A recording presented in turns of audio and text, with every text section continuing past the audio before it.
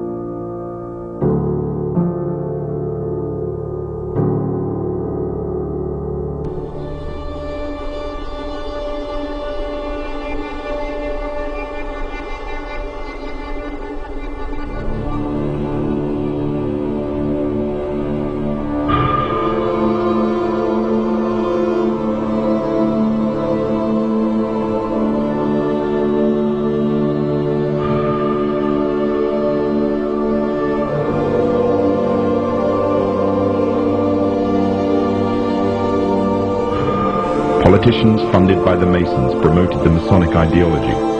The secret lodges of the Masons were open to members of the French army. High-ranking officers and generals were indoctrinated to the Freemasons' way of thinking. With the people, the politicians and the military of France under Masonic control, the Masons could finally strike. Freemasonry has worked in a hidden but constant manner to prepare the revolution. We are then in complete agreement that Freemasonry was the only author of the revolution, and the applause which I receive from the left, and to which I am little accustomed, proves, gentlemen, that you acknowledge with me that it was Masonry which made the French Revolution.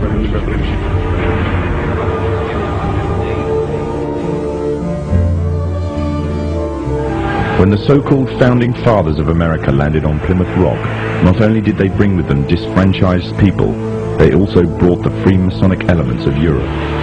The injustices which the fathers of America were escaping from in Europe was also to be found in the new land, in the form of a tyrannical British regime.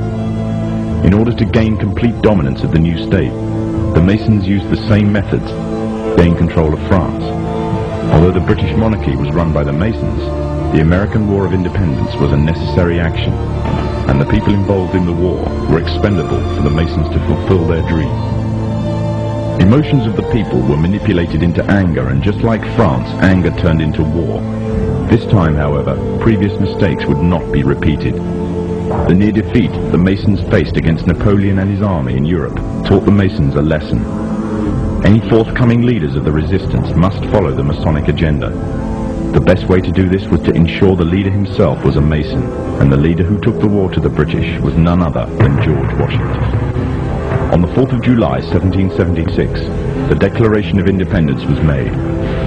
On the 17th of October 1781, the British were finally defeated and surrendered the colonies to the Americans, and the world's first Masonic state was born, a nation that would represent Masonry in every way.